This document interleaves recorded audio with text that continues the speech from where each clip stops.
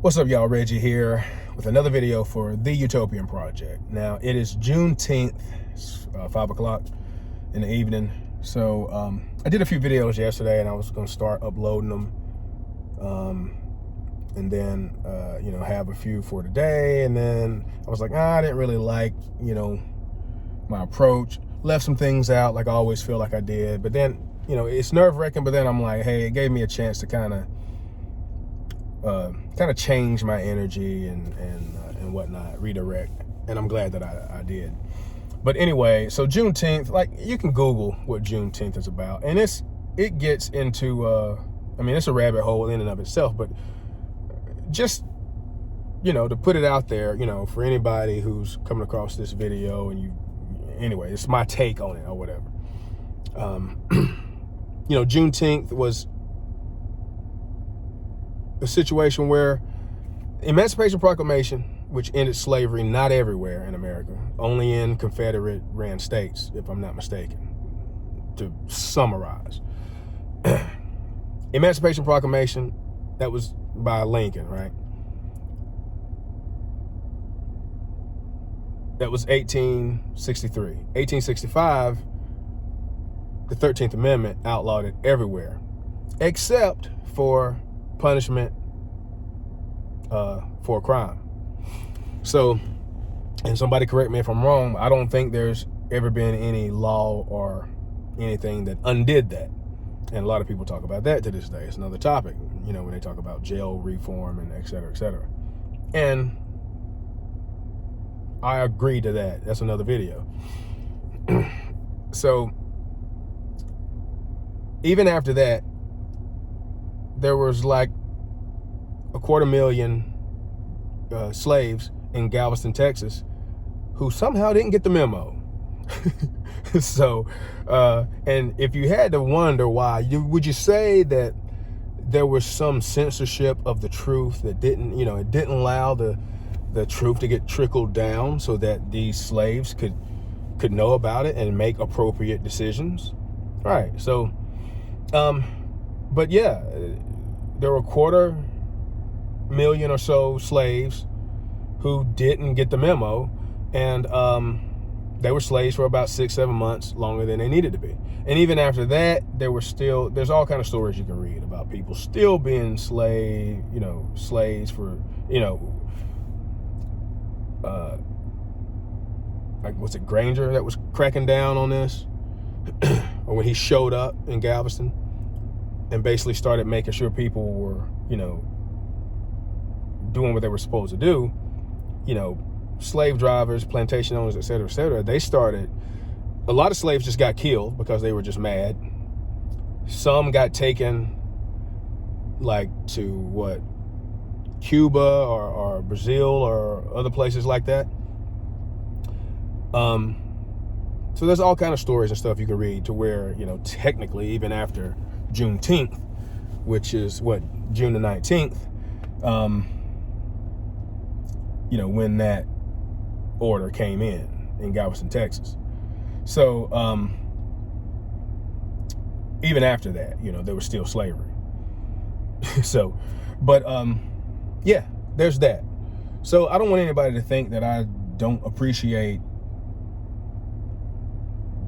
slavery or these types of realities in this part of the history of black people in America and slavery in America, and these stories and the atrocities, et cetera, et cetera. I just have time to deal with it and do what I need to do to put enough of it behind me so that I know how to use my own brain when it comes to things in the future. And I'm not going to allow the media machine or some lame politicians tell me when and how I need to feel about this situation or slavery or anything else.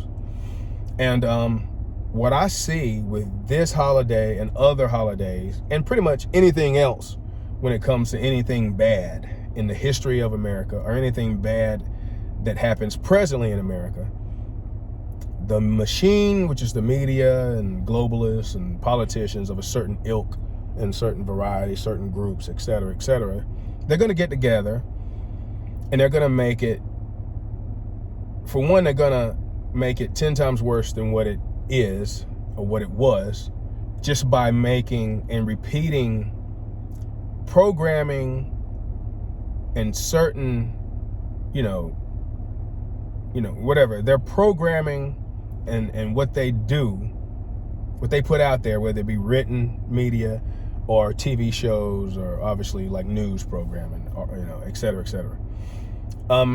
They're going to talk about that 10 times more than they're going to talk about any of the positive that came from that. And the fact that these people, and even when they find stories, they're going to still talk about the negative more than they talk about the positive. Now, math was not one of my strong suits, but if you have, when it comes to integers, right? If you have more negative than you have positive, what do you have? You're going to end up with a net negative.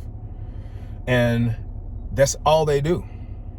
And then, so the proof is in the pudding. So if you ask yourself, like, just think about it. How much positive news have you heard when it comes to racial relations in America versus negative? Now, what the average person would do, especially the average black person, because we are targeted. So the average person would probably say, well, I guess that's because there's more negative than there is positive to report on. And that's a logical fallacy.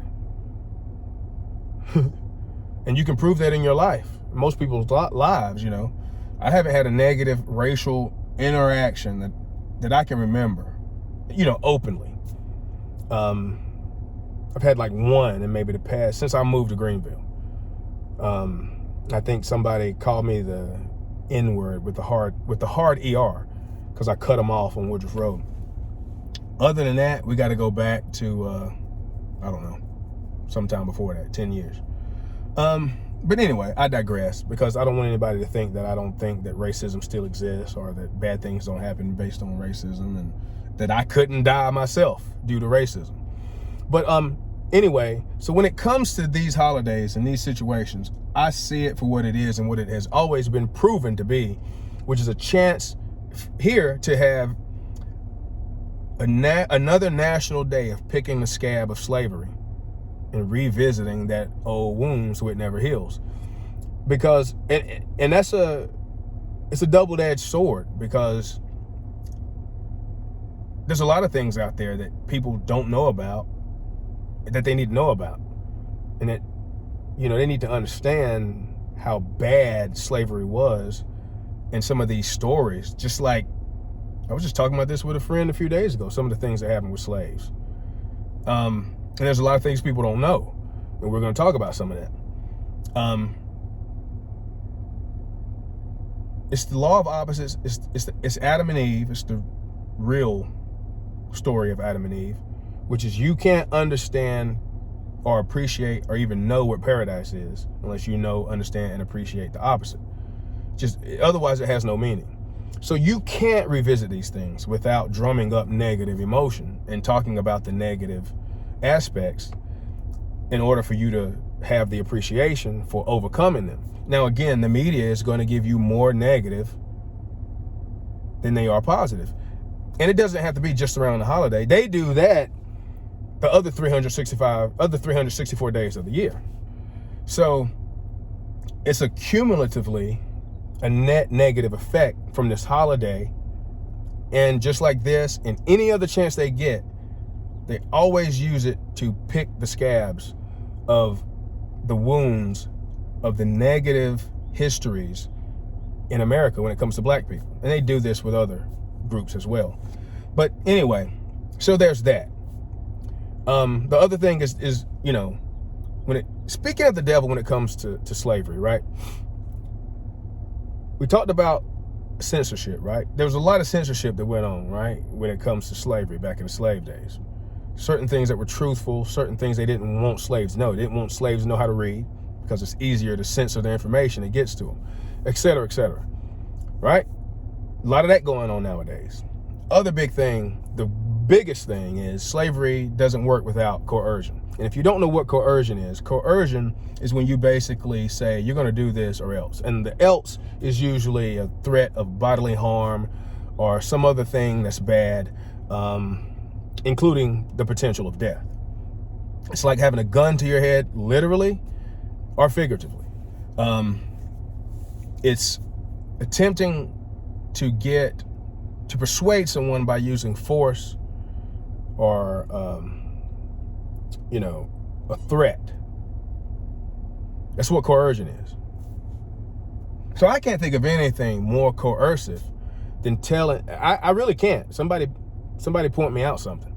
I can't think of anything since I've been alive that I can remember that's more coercive than saying, you can't even work to provide for yourself, your family, your children, loved ones, etc., etc. You can't even work. One of the basic tenets of American, progress and just self-esteem and the basics of economy when it comes to a free market and capitalism. You can't even work unless you take this medicine that a lot of people, are suspicious of for, whatever reasons. I don't know why those people would be suspicious. You got to take this medicine and you can't even work. So I can't think of anything more coercive than that. So the fact that so many people suck up to these same groups of people and suck up to some old white dude who said, if you don't vote for me, you ain't black. And nobody really checks him because you have Stockholm syndrome where you're in love with your supposed oppressor. Except like everything else they do, it's a 180-degree lie because they're telling you that they're your savior because they're trying to make you, especially black people, they're trying to make people covert narcissists that feel like they are always the victim of their world.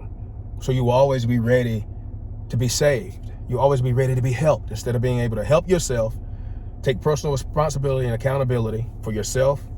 You don't have to do that. They're going to help you and they're going to save you. So, meanwhile, they're going to question your blackness if you don't vote for them.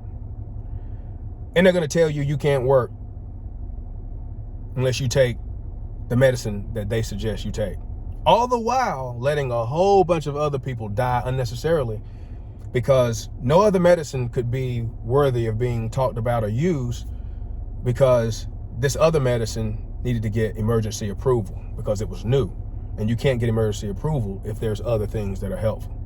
So don't talk to me about slavery, coercion.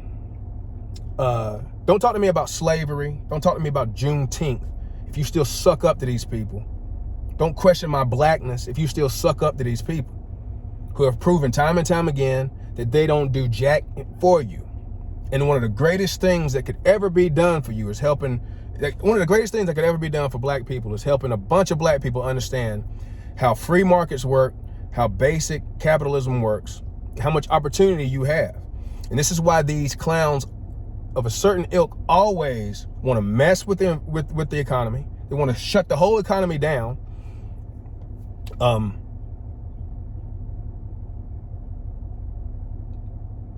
So I don't want to hear, the fact that, this, again, 180-degree opposite. The media would get behind the idea of it never being a holiday and say, oh, this group over here doesn't want to acknowledge your ancestors and the work that they did, et cetera, et cetera. But maybe that group doesn't want to constantly repick this scab for you. And maybe there were other ways for you to acknowledge it without making it a national day for it to be done and for it to be ran through with these evil modern day slave drivers who are re-implementing slavery. So But it's going to be this guy who's going to be doing things for you to coddle you. He's here to help, him and his cronies or whatever else. He's here to help. He made it a national holiday for you, so you can repick that scab and be forced to repick that scab every year. Now, for a lot of people, it's just going to turn into another reason to, another day off, paid hopefully for a lot of people, and another day to, party or whatever. So really, you should probably do that and talk amongst yourselves, and just, again, be careful.